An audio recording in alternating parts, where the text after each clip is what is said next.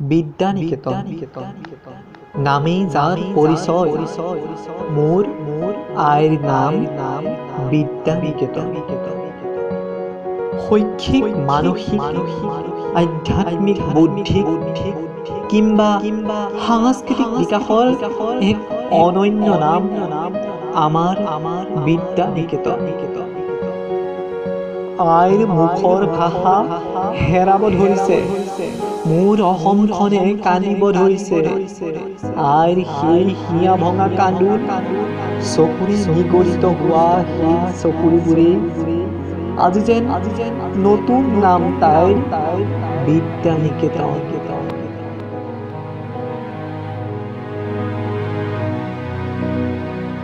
৭০ দশকত অসমীৰ মুখৰ ভাষাৰ শোচনীয় ৰূপ দেখি মুখৰ ভাষাটোৰ স্বাভাৱিকতেই হীনমান্যতাত ভোগা পুৰণি গুদামৰ খুবেই সচেতন সমাজপ্ৰেমী পূৰ্ণানন্দ, দুলাল বৰা, নীলোৎপল বৰাকে আদি কৰি বহুকেইজন বিশিষ্ট ব্যক্তিৰ তত্ত্বাৱধানত অৱশেষত অসম জাতীয় বিদ্যালয়ৰ আৰ্হিত পুৰণি গুদামৰ মাজমজিয়াত 1996 চনৰ 1 জানুৱাৰীত এটি ভাড়াঘৰত উপজিলে আমাৰ বিদ্যানিকেতন,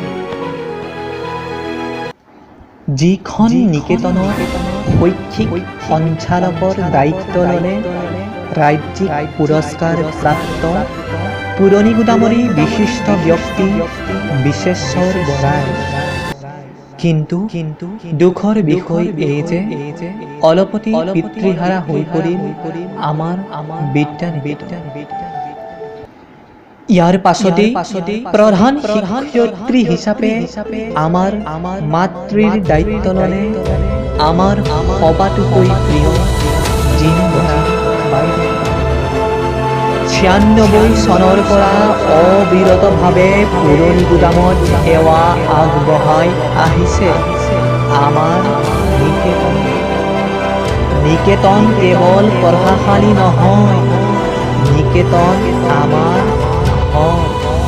সপোন ৰচা হয় আমাৰ নিকেতনত, প্ৰতিটো পুৱাতেই আহে সেই আজন্ম সপোনবোৰ। নিস্বাৰ্থ সেৱাৰে আজিৰ নিকেতন সকলোতকৈ আগত জাতিৰ সেৱাত দায়বদ্ধ। আমাৰ পৰিচয়, মই বিদ্যানিকেতনৰ ছাত্ৰ। আমাৰ পৰিচয়, বিদ্যালয়ৰ প্ৰতীক চিহ্ন।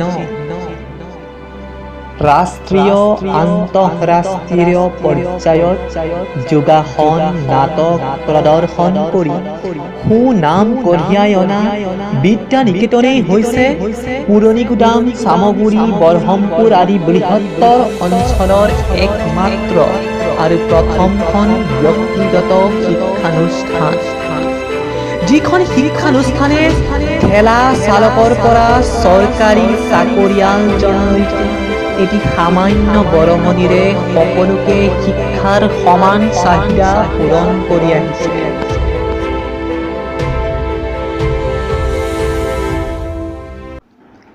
আমাৰ নিকেতন মোৰ আপোনাৰ দেশৰে আৰম্ভ হোৱা প্ৰতিটো পুৱাৰ প্ৰথম সেৱাযাচি বিদ্যালয়ৰ মাজভাগত প্ৰতিষ্ঠিত মহাপুৰুষজনাৰ গুণমালাৰ আগত।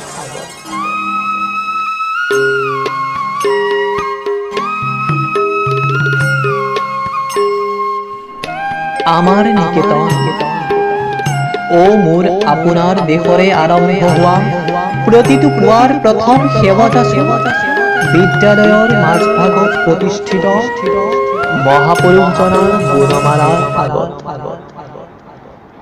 এইখনেই আমাৰ নিকেতন, শিক্ষাগুৰুৰ ত্যাগ আৰু ছাত্ৰ ছাত্ৰীৰ অদম্য হেঁপাহৰ স্থল। বিদ্যানিকেতনৰ একমাত্ৰ দলিল উন্মিলন। উন্মিলন হৈছে নিকেতনৰ উৰ্বৰাৰ মজিয়াৰ এক শস্যকণা। 96 চনৰ পৰা আজিলৈকে অবিৰতভাৱে সেৱা আগবঢ়াই আমাৰ নিকেতনে বৰ্তমান 1200 জনীয়া এক বৃহৎ পৰিয়াল গঠন কৰিবলৈ সক্ষম হৈছে। অবিৰত যাত্ৰাৰ পথত আন এক আশাৰ ৰেঙনি, পৰীক্ষাৰ ফলাফল 100%। মোৰ আয়ে প্ৰতিবাৰেই ফলাফলৰ দিনা অনা গামোচাখনো এইবাৰ কামত আহিল। অসমত 7ম আৰু 10ম স্থানত জিলিকিল আমাৰ সপোন বিদ্যা নিকেতন। মোৰ আই 25 বছৰীয়া হ'ব। 20 চনত আমি আইৰ 25 বছৰীয়া জয়ন্তী পাতিম। বহু ঘাত প্ৰতিঘাতৰ মাজেৰে আই আমাক আজিৰ পৰ্যায়লৈ আনিছে। আই তোক জনাইছো সহস্ৰ প্ৰণাম।